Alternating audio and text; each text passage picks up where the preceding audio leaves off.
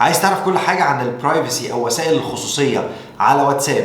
ازاي تبان لناس اونلاين وناس تانية لا؟ ازاي صورتك تبان لناس معينة؟ ازاي تخفي معلوماتك الشخصية عن كل الناس أو عن بعض الناس؟ لو عايز تعرف ازاي تبقى محترف وتشغل البرايفسي بطريقة تفيدك وتفيد شغلك وتفيد طريقة حياتك، اتفرج على الفيديو ده. اول حاجه هتعملها هتفتح واتساب وتدخل على السيتنجز او الاعدادات اللي هي الترس اللي انت شايفه ده، وهحاول اترجم كل حاجه في الفيديو بالانجليزي وبالعربي عشان كل الناس اللي عامله تليفون انجليزي او عامله تليفون عربي تقدر تستفيد من الفيديو. هنلاقي هنا كلمه اكاونت او الحساب، ندخل عليها. اول اختيار فوق اسمه برايفسي او الخصوصيه. لو انت مشغل تليفونك بالعربي هنفتح البرايفسي وهيظهر لنا مجموعه كبيره جدا من الحاجات هنترجمها ونشتغل عليها واحده واحده ونحدد انت محتاج تخلي ايه فيهم لافري ون وايه فيهم لناس معينه، ونشوف الاختيارات. اول حاجه عندنا اللاست سين واونلاين. يعني ايه؟ يعني اخر ظهور ليك على واتساب وانت اونلاين دلوقتي ولا لا، والاثنين دول محطوطين في خانه واحده لكن جوه متقسمين. هنفتحها ويظهر ان انا هنا عاملها على every one او الكل، يعني كل الناس تشوف امتى انا كنت اونلاين وامتى اخر مره كنت ظاهر او اللاست سين بتاعي باين. ولو دوسنا هنا على تاني واحده هيبقى ماي كونتاكتس او جهات الاتصال الخاصه بيك. جهات الاتصال مش اي شخص مسجل نمرتك، جهات الاتصال هو اي شخص انت مسجل نمرته. يعني لو انا مسجل نمرة حد معين واخترت الاختيار ده هيشوفني وانا اونلاين ويشوفني وانا لاست سين، بس ده معناه لو شخص انا مش مسجل رقمه ماسح رقمه من عندي مش هيشوف ولا اللاست سين بتاعي ولا وانا اونلاين لو انا مختار الاختيار ده اللي هو جهات الاتصال بتاعتي او ماي كونتاكتس بالانجلش. وتالت اختيار ده اسمه ماي كونتاكتس اكسبت، يعني جهات الاتصال بتاعتك ما عدا بتختار ناس معينه ما تشوفش اللاست سين بتاعك والاونلاين بتاعك، واحد او اتنين او مجموعه من الناس انت مش عايز يشوفوا الاونلاين بتاعك واللاست سين بتاعك بتختارهم من تالت اختيار. واخر اختيار او رابع واحد اللي هو نوبادي، مفيش حد ابدا يشوف ان انت اونلاين ومفيش حد ابدا يعرف انت امتى اخر مره كنت اونلاين. بس كده بيبقى خطوه لان المجموعه دي او الاربع اختيارات دول ليهم علاقه باللاست سين زي ما انت شايف مكتوب هنا فوق. اما الاونلاين لو انت عايز الاونلاين تبقى زي الاختيار هنا نوبادي بتعلم على الحته اللي تحت. الحته اللي تحت دي اسمها سيم از لاست سين، يعني زي اللاست سين بالظبط.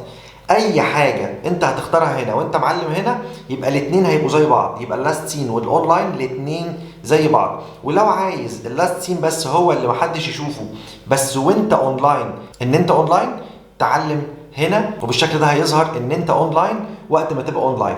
اول ما تخرج محدش يشوف ابدا ان انت اونلاين. وده كده كان اول اختيار معانا. ونخرج نرجع تاني للبرايفسي ونخش على بروفايل فوتو او صورة الحساب بتاعتك، وانا هخليها لافري ون، يعني اي حد عندي او مش عندي يشوف صورة الحساب بتاعي.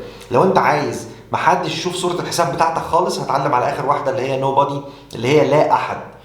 عايز اللي قبلها يبقى ماي كونتاكت اكسبت زي ما شفنا في اللي فات، كل الناس تشوف الصورة بتاعتك ما عدا الناس اللي انت هتحددهم في الاختيار الثالث ده. والاختيار الثاني يبقى الكونتاكتس بتاعتك او جهات الاتصال بتاعتك بس هي اللي تشوف صورة الاكاونت بتاعك على واتساب. او اول اختيار تخليها everyone، يعني كل الناس تشوف الصورة بتاعتك. خلصنا البروفايل فوتو نرجع تاني برايفسي وهنلاقي اختيار ثالث وهو الاباوت. الاباوت ده بقى الكلام اللي انت كاتبه في الاباوت بتاعك، وده قريب جدا من كل اللي فات. يعني everyone اللي هو الكل، ماي كونتاكتس اللي هي جهات الاتصال الخاصه بيك، ماي كونتاكتس اكسبت جهات الاتصال ما عدا، ورابع حاجه نوبادي لا احد محدش يشوف ابدا الاباوت بتاعك اللي انت بتبقى كاتبه. نخلص ده ونروح على جزئيه مهمه جدا ومتهيألي اغلب الناس عايزه تعرف وتفهم الجروبات على واتساب شغاله بأني طريقه في الخصوصيه. رابع اختيار هنا هنلاقيه جروبس ومتعلم عليه برضو everyone. هندخل عليها هنلاقي 3 اختيارات بس.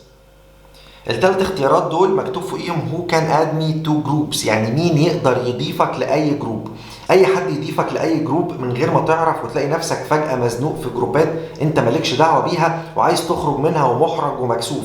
لو عايز جهات الاتصال بتاعتك بس هي اللي تضيفك بتعلم على تاني اختيار. ولو عايز ناس معينة ما تضيفكش على اي جروب ايا كان هتعلم على تالت واحدة، هيظهر لك كل الكونتاكتس بتاعتك وتختار بقى انت مسجل ارقام مين. انا مش عايز ده ومش عايز ده ومش عايز ده يضيفوني على اي جروب من تالت اختيار اللي هي ماي كونتاكتس اكسبت او جهات الاتصال بتاعتك ما عدا. ويبقى عندنا حاجة مهمة جدا وهي الستيتس او الحالة بالعربي.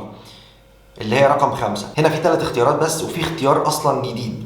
اول اختيار اللي هو ماي كونتاكتس، اللي هي جهات الاتصال بتاعتك، كل الناس اللي انت مسجلهم هم اللي يشوفوا الحاله عندك او الستيتس بتاعك اللي انت كاتبه. تاني حاجه ماي كونتاكتس اكسبت، يعني انت بتختار ناس معينه ما تشوفش الستيتس بتاعك او الحاله. تالت حاجه هي ناس معينه انت بتختار ان انت تشير معاها الستيتس بتاعك. يعني مثلا انت عايز توصل مسج معينه بستيتس بتاعك على واتساب، بس مش عايز كل الناس تشوف الكلام ده، فانت تقدر تشير ده مع شخص واحد او اكتر من اخر اختيار اللي هو only share with او شارك مع.